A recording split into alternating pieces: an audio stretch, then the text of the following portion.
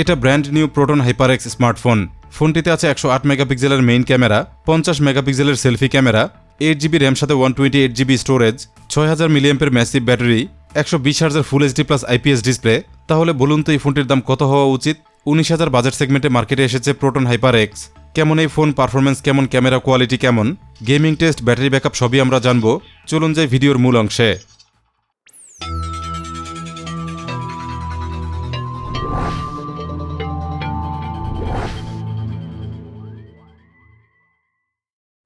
ইতিমধ্যে প্রোটন ব্র্যান্ডের বেশ অনেকগুলো ফোন মার্কেটে এক্সিস্ট করে, যদিও বেশিরভাগই বাটন ফোন, তবে ধীরে ধীরে এন্ট্রি নিচ্ছে স্মার্টফোন। এরই ধারাবাহিকতায় এসেছে প্রোটন হাইপারএক্স। ফোনটি আমরা হাতে পেয়েছিলাম এই বক্সে। ফোনটির ব্র্যান্ড ভিন্ন, সুতরাং বক্সের ডিজাইনও ভিন্ন। নিচে বড় করে লেখা রয়েছে 108 MP ক্যামেরা, 8GB এটার ফিজিক্যাল র্যাম, যেটা বুস্ট করে 16GB পর্যন্ত করা যায়, যেটা এখানে উল্লেখ করা রয়েছে। পেছনে হাইলাইটেড ফিচারগুলো উল্লেখ করা আছে, আপনি চাইলে এক নজরে দেখে নিতে পারেন, তবে আমরা ভিডিওতে সবই জানবো। কভার খুলেই পেয়ে যায় মেইন ডিভাইসের বক্স।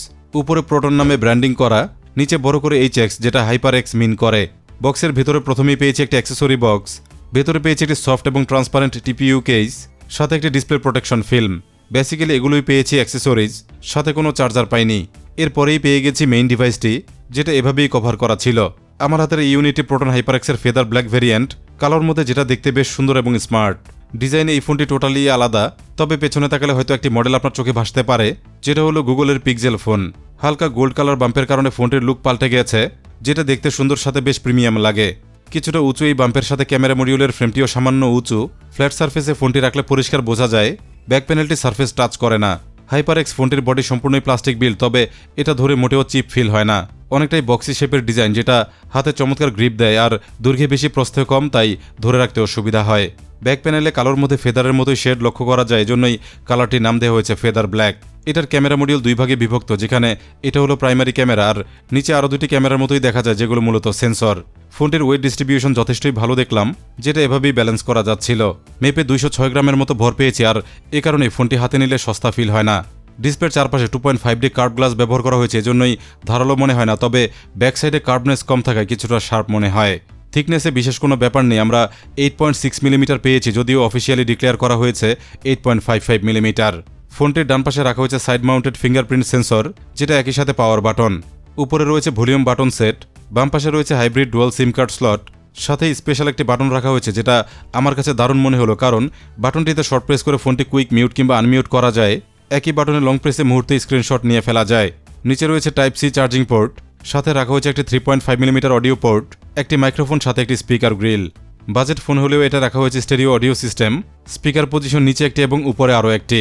বাদ দেওয়া হয়নি সেকেন্ডারি নয়েজ ক্যান্সেল মাইক, যেটা উপরে দেখতে পাওয়া যায়। এছাড়া ফোনটিতে রাখা হয়েছে IP64 রেটিং, হালকা পানি কিংবা ধুলোবালি থেকে কিছুটা সুরক্ষা পাওয়া যাবে। ডিসপ্লে হিসেবে প্রোটন হাইপারএক্সে ব্যবহার করা হয়েছে একটি 6.78 ইঞ্চির বড়সড় IPS প্যানেল, যার রেজলিউশন ফুল এইচডি প্লাস, যেটা থেকে খুবই কালারফুল এবং শার্প ভিজুয়াল এক্সপিরিয়েন্স পাওয়া যায়। ডিসপ্লেটিতে পিক্সেলের ঘনত্ব অনেক, এজন্যই ছোট ছোট টেক্সট পড়তে তেমন অসুবিধা হয় না। রয়েছে 120 হার্জের হাই রিফ্রেশ রেট, এই জন্যই যে কোনো স্ক্রলিং, যেমন UI navigation, Facebook browsing, YouTube shorts, TikTok সহ সবকিছুই খুবই চমৎকার এবং স্মুথ লাগে।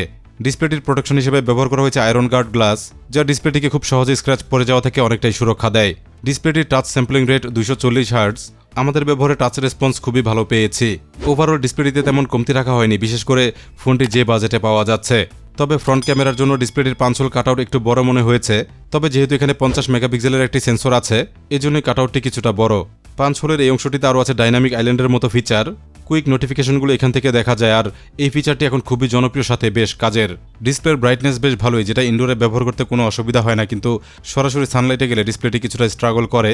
সবই দেখা যায়, তবে একটু কষ্ট হয়। প্রোটন হাইপারএক্সে ব্যবহার করা হয়েছে মিডিয়াটেকের হেলিও G100 চিপসেট। অনেকেই জানেন এটা 6nm আর্কিটেকচারে তৈরি, খুবই জনপ্রিয় আর পরীক্ষিত একটি CPU। সিপিইউটির পারফরমেন্স যথেষ্টই ভালো, আর এটা যথেষ্টই পাওয়ার এফিশিয়েন্ট, এজন্যই ডেইলি ইউজে যথেষ্টই ভালো পরিমাণ এক্সপিরিয়েন্স দেয়। সাধারণ কাজ সবই করা যায়, আর জিপিইউ হিসেবে এটা রয়েছে মালি G57 MP2, এরকম বাজেট ফোনের ক্ষেত্রে যেটা যথেষ্টই ভালো একটি জিপিইউ। এইচডি ভিডিও দেখার পাশাপাশি কিছুটা গেমিং করারও সুযোগ আছে, গেম টেস্টও আমরা দেখব। ফোনটিতে ব্যবহার করা হয়েছে 8GB ফিজিক্যাল র্যাম, সুতরাং এটা দিয়ে মাল্টিটাস্কিং করা যায়। বেশ অনেকগুলো অ্যাপ ব্যাকগ্রাউন্ডে অন করে রাখা যায়, প্রয়োজনে যেগুলো দ্রুত ওপেন করা যায়। মাল্টিটাস্ক হ্যান্ডেল করতে আরও বেশি র্যাম লাগলে প্রয়োজন আছে ভার্চুয়াল র্যাম এক্সপানশন সুবিধা, যেটা অন করলেই র্যাম হয়ে যায় 16GB, যেটা অনেকের ক্ষেত্রে হয়তো কাজে লাগতে পারে। ফোনটিতে স্টোরেজ আছে 128GB, যেখানে ব্যবহারযোগ্য পাবেন 109GBর মতো। প্রচুর অ্যাপ, ইমেজ কিংবা ভিডিও ইত্যাদি রাখতে পারবেন। অপারেটিং সিস্টেম হিসেবে ফোনটিতে রয়েছে অ্যান্ড্রয়েডের লেটেস্ট 16 ভার্সন। ইউআই হিসেবে রয়েছে DDoS, যেটা আমরা ইতিমধ্যে বেশ অনেকগুলো জনপ্রিয় ফোনে দেখতে পেয়েছি। খুবই ক্লিন এটার ইউআই ইন্টারফেস, অনেকটা স্টক অ্যান্ড্রয়েডের মতোই, যেখানে ব্লটওয়্যার তেমন নেই। কিছু বেসিক অ্যাপ প্রি ইনস্টল করা পাবেন, প্রয়োজনে যে কোনো অ্যাপ ইনস্টল করতে পারবেন কিংবা যে কোনোটি রিমুভ করেও দিতে পারবেন। ফোনটিতে নেটওয়ার্ক সংক্রান্ত কোনো ইস্যু নেই, তবে এই বাজেটে যদি 5G সাপোর্ট দেওয়া হতো তাহলে ফোনটি হয়তো অন্য লেভেলে চলে যেত। সাইড মাউন্টেড ফিঙ্গারপ্রিন্ট সেন্সরটি ভালোই কাজ করছে, সেন্সরটি ভালোই ফাস্ট, তবে আরও ফাস্ট হতে পারত যদি অ্যানিমেশনে সামান্য ডিলে না থাকতো। তবে সেন্সরের পজিশন ঠিকঠাক, যেটা নাগালের মধ্যেই আছে।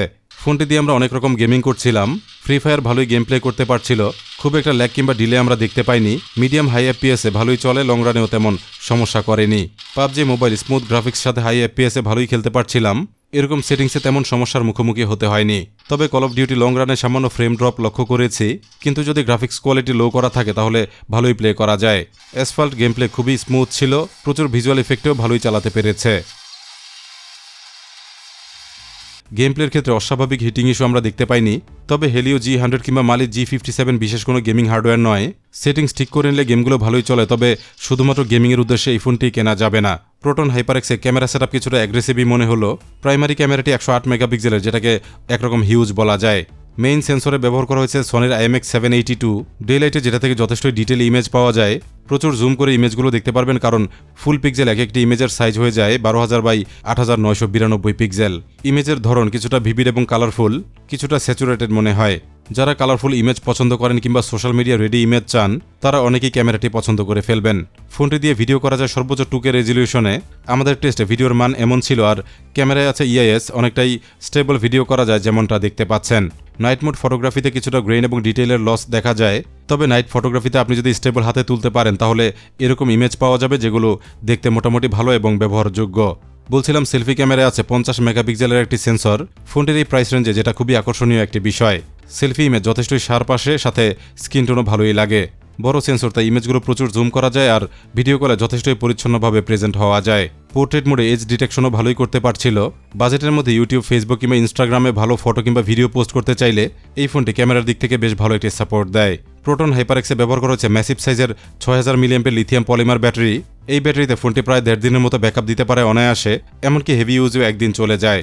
টুকটাক গেমিং, রিলস ভিডিও দেখা কিংবা অন্যান্য সাধারণ ব্যবহারে চমৎকার ব্যাটারি ব্যাকআপ পাওয়া যায়। আর ফোনটি চার্জ করার জন্য 33 ওয়াটের ফাস্ট চার্জিং সাপোর্ট আছে।